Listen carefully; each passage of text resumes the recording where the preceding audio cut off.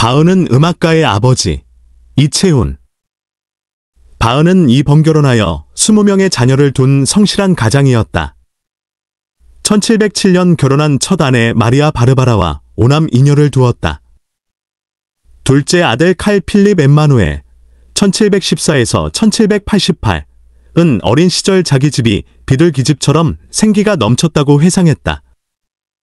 바흐가 화를 내는 경우가 있다면 아이들이 진지하게 공부하지 않을 때뿐이었다. 그가 바란 것은 아이들이 노래를 좀 더 잘 부르고 작곡을 좀 더 잘하고 또 악기를 좀 더 잘 다루게 하는 것뿐이었다. 1720년 바르바라가 갑자기 세상을 떠나자 바흐는 궁정의 젊은 소프라노 안나 막달레나와 재혼했다. 그녀는 남편의 음악을 잘 이해했고 생모를 잃은 자녀들을 잘 보살펴 주었다. 그녀는 예쁜 페랭이꽃을 손질해서 새 가정을 아늑하게 단장했다. 안나는 남편의 악보를 사보하여 도움을 주었는데 남편 것과 구별할 수 없을 정도로 필체가 비슷해서 후세의 바흐 연구자들이 애를 먹었다고 한다. 바흐는 안나 막달레나를 위한 클라비어 소곡집 2권으로 아내에 대한 사랑을 표했다. 이 소곡집에는 바흐가 아내를 위해 직접 쓴 가곡도 하나 들어있는데 행복한 죽음을 꿈꾸는 내용이다. 그대가 내 곁에 있으면 난 죽음의 안식을 찾을 때까지 기쁘게 살 것이네. 오, 그대의 아름다운 두 손이 내 충실한 눈을 감겨준다면 나의 마지막은 얼마나 즐거울까. 바흐는 음악의 아버지란 칭호를 전혀 예상하지 못했을 것이다. 오히려 그는 음악가의 아버지임을 자랑스레 여겼다. 그는 2차례의 결혼해서 20명의 자식을 낳았는데 차남 칼 필립 엠마누엘과 막내 요한 크리스찬은 뛰어난 음악가로 이름을 남겼다. 바흐와 모차르트의 시대, 그 사이를 이어준 징검다리는 바흐의 아들들이었다. 북독일의 바흐로 불린 둘째 아들 엠마누엘 바흐, 1714에서 1788는 생전에 아버지를 능가하는 명성을 누렸다. 그는 아버지 바흐의 학구적 양식, 런드 스타일, 과 자신의 새로운 스타일인 갈랑 양식, 갤런트 스타일을 구분하고 아버지의 양식이 교회 음악에 적합한 반면 극장 음악이나 실내 음악에는 나의 갈랑 양식이 제격이라고 했다. 아버지 바흐는 당시 계몽주의와 이에 따른 음악 양식의 변혁기에서 9세대에 속했다. 이 사실을 자각한 바흐는 신세대와 대립하기보다는 과거 예술의 집대성에 힘을 쓰게 된다. 만년의 걸작 골트베르크 변주곡, 평균율 클라비어 2집, 푸가의 기법은 과거 건반음악의 집대성이었고 미사 비단조는 그의 종교음악을 총결산한 것이었다. 반면 칼 필립 엠마누엘 바흐는 진정한 예술은 언어로 표현할 수 없다는 낭만적 예술관을 가진 사람이었다. 그는 자신의 저서 올바른 건반악기 연주 기법 1753에서 연주자가 스스로 감동받지 않으면 타인을 감동시킬 수 없다고 강조하고 연주자는 기술만 갖춘 조련된 새에 그쳐서는 곤란하며 영혼으로 연주해야 한다고 주장했다. 그의 입장은 하이든, 모차르트에게 직접 영향을 미쳤다. 모차르트는 하이든에게 그는 아버지고 우리는 모두 그의 자식들이라고 말했다. 하이든도 엠마누엘 바흐의 피아노 곡을 공부했다. 나에 대해 잘 아는 사람이라면 내가 엠마누엘 바흐에게 많은 신세를 졌고 그를 잘 이해하려고 열심히 연구했다는 것을 알 것이다. 엠마누엘 바흐는 28년 동안 프리드리히 2세의 궁정에서 일하며 많은 작품을 썼는데 프러시아 소나타와 비르텐부르크 소나타가 특히 유명하다. 그는 뚜렷한 제시부와 전개부를 지닌 소나타 형식을 개발했고 빠르게 느리게 빠르게의 3악장으로 구성된 고전 소나타의 원형을 만들었다. 바흐의 막내 아들 요한 크리스찬 바흐 1735에서 1782도 중요한 역할을 했다. 그는 1762년부터 영국에서 활약하여 런던의 바흐로 불렸으며 새로 개발된 포르트피아노를 대중 앞에서 연주한 최초의 음악가로 꼽힌다. 이탈리아 오페라의 유려한 선율과 화음을 익힌 그는 런던을 방문한 8살 모차르트의 음악 스타일에 큰 영향을 주었다. 물론 아버지 바흐가 직접 모차르트, 베토벤, 쇼팽에게 영향을 미쳤다는 점도 간과하면 곤란하다. 모차르트는 빈 도서관장 반 슈비텐 남작에게서 바흐의 악보를 빌려서 공부했고 그의 푸가를 현악사중주로 편곡해서 연주하곤 했다. 베토벤의 어린 시절 스승인 네페는 베토벤에게 바흐의 평균율 클라비어 곡집을 연습하도록 했다. 베토벤의 책상 위에는 만년까지도 늘 바흐의 악보가 있었다. 쇼팽도 바흐의 평균율 클라비어 곡집을 직접 연습했을 뿐 아니라 제자들을 가르칠 때 이 곡을 교재로 사용했다. 음악의 아버지란 표현은 위대한 바흐에 대한 적절한 존경의 표현이다. 그러나 바흐 이전에 음악이 아예 없었다는 착시를 불러일으킬 위험이 있으니 경계해야 한다.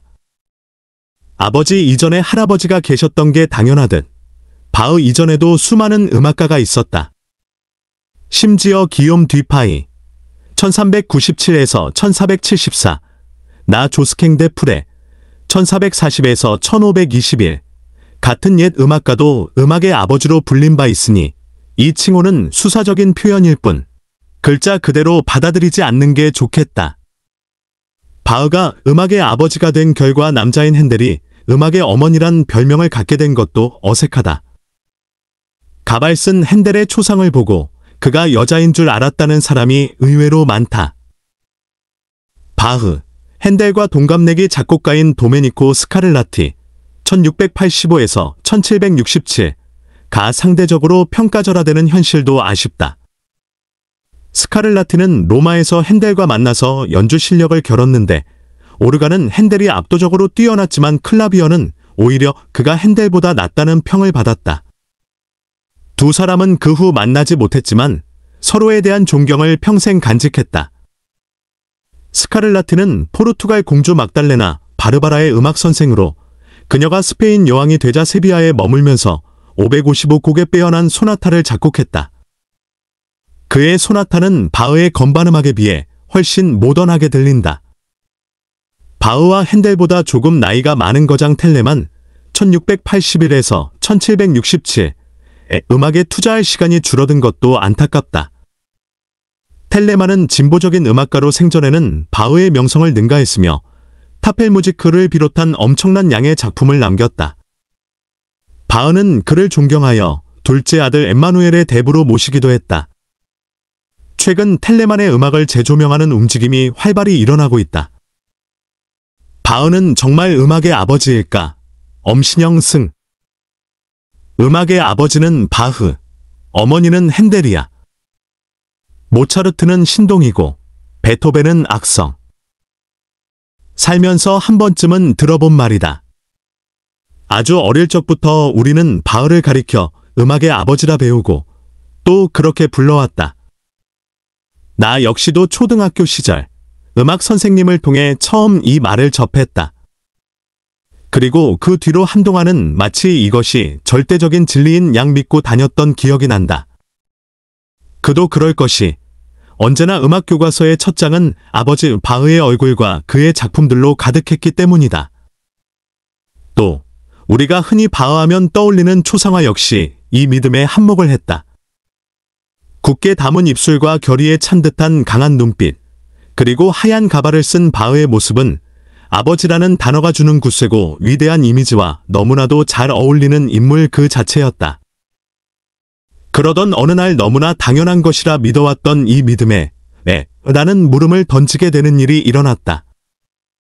처음으로 서양음악사 책을 사서 읽은 것이 그 원인이었다. 당연히 바흐가 나올 줄 알고 펼친 첫 장에는 세이킬로스의 비문이라는 생전 처음 보는 비석이 있는 게 아닌가? 그뿐만이 아니었다. 고대 그리스부터 중세, 그리고 르네상스에 이르기까지 내가 아는 바흐의 이름은 눈을 씻고 찾아봐도 보이지 않는 것이었다. 그때의 충격은 시간이 지난 지금까지도 생생하다. 그리고 내가 그렇게 찾던 바흐의 이름은 첫 번째 책의 절반 정도가 넘어간 후에야 비로소 찾을 수 있었다. 음악의 아버지라는 칭호가 무색해지는 순간이었다. 누군가의 아버지라는 말에서 아버지는 그 누군가를 낳은 뿌리이자 시작점을 나타내는 말이 아니었나? 바흐는 음악을 처음으로 만들어낸 것도 악보를 발명해낸 사람도 아니었다. 그리고 바흐가 등장하는 바로크 시대 이전에는 그 이름에 가려진 중세와 르네상스라는 또 다른 중요한 시대들이 존재하고 있었다. 인류의 역사만큼이나 오래된 것이 음악의 역사다. 내가 서양음악사 책을 읽으며 느꼈던 것은 음악사를 길게 뻗은 직선이라 한다면 바흐와 그의 작품은 점이라는 것이다. 바흐의 점 이전에도 수많은 점들이 모여 선을 이루어왔고 점 이후에도 다시 수많은 점들이 모여 선을 이어갔다. 물론 바흐가 위대한 작곡가이고 훌륭한 작품들을 여럿 남겼다는 점에서 그의 점이 유독 크고 도드라져 보일 순 있을 수는 있다. 다만 그렇다고 해서 음악의 아버지라고 표현할 수 있을지 그것이 옳은지는 의문이라는 생각이 들었다. 서양음악사 사건 이후 나의 관심사는 한동안 음악에 관한 나의 편견에 머물렀다. 좀 더 정확히 하자면 위대함이 당연시되는 작곡가들에 대한 나의 편견, 나아가 우리 시대의 편견이다. 당연하다는 것들에 대해 그것이 왜 당연한지를 따져 묻는 것은 어느새 습관이 됐다. 생각을 하나하나 점검해보는 일, 누가 본다면 참 피곤하게 산다라고 한 소리 들을지도 모르는 일이다. 그러나 지금 와서 생각해보면 더 많은 걸 배우고 느낄 수 있었던 건 바로 이 습관 덕이었다. 바흐가 과연 음악의 아버지일까? 하는 물음은 무엇이 바흐를 그렇게 만들었을까? 하는 물음으로 또 왜 하필이면 바흐였을까? 하는 물음으로 다시금 나아간다.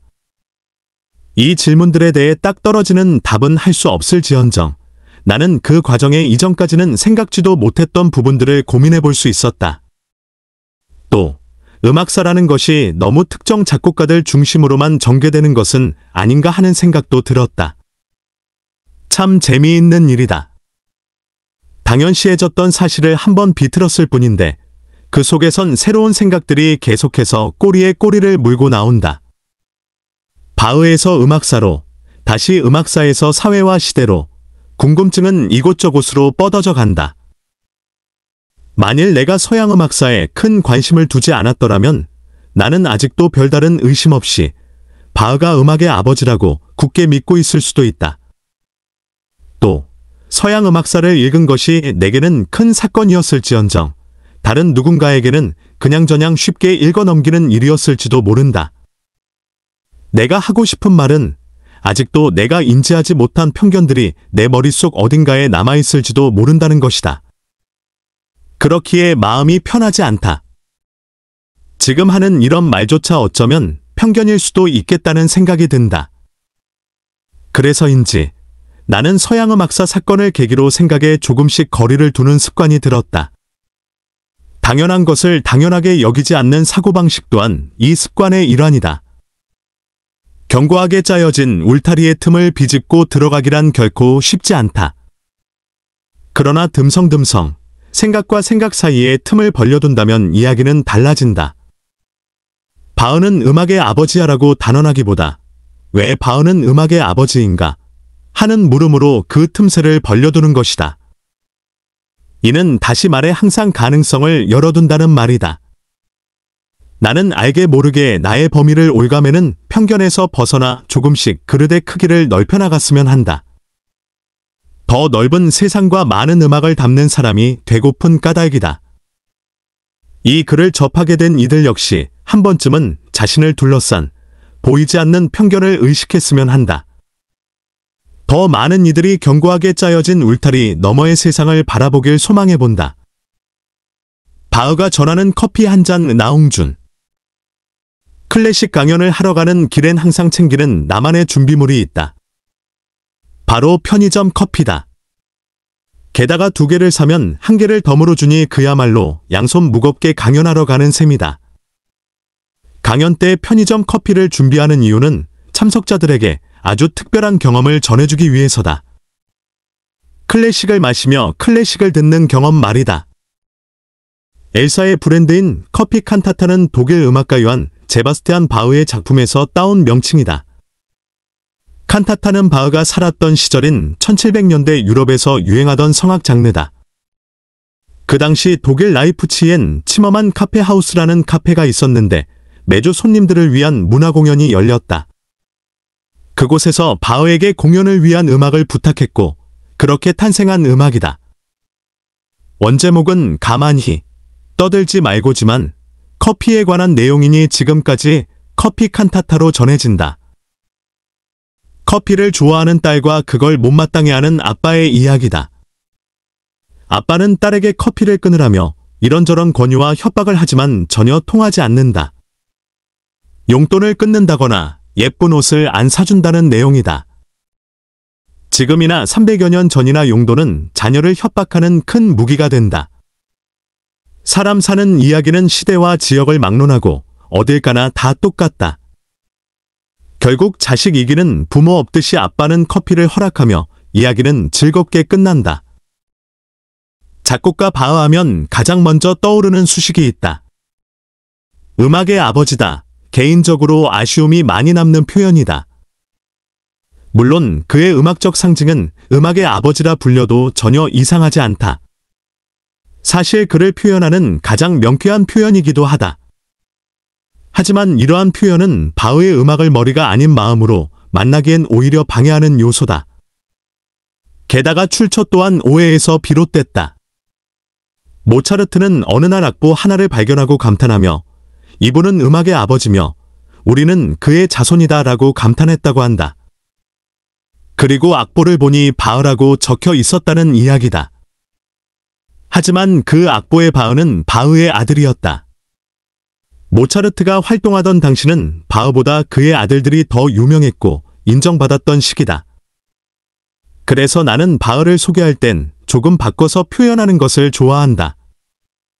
사람인, 자를 사용해서 음악인 아버지 바흐라고. 음악을 업으로 삼았던 아버지라는 의미다. 바흐는 살아생전 부와 명예를 누렸던 음악가가 아니다. 그저 대가족의 생계를 책임지며 자신이 맡은 바 묵묵히 작곡 일을 해야 했던 생계형 음악가였다. 그런데도 음악의 완성도는 지금까지 하나의 표본으로 여겨지며 위대한 음악이라는 찬사를 받고 있다. 따라서 바흐의 음악을 머리가 아닌 마음으로 만나기 위해선 바흐의 삶을 더 정확하게 표현해 줄 수 있는 수식이 필요한데 그것이 바로 음악인 아버지라고 생각한다. 약 300년 전 치열하게 삶을 살았던 음악인 아버지 바흐가 현재 치열하게 삶을 살아가는 우리에게 전하는 음악. 나는 그 음악을 편의점에서 사고 마시며 듣는다.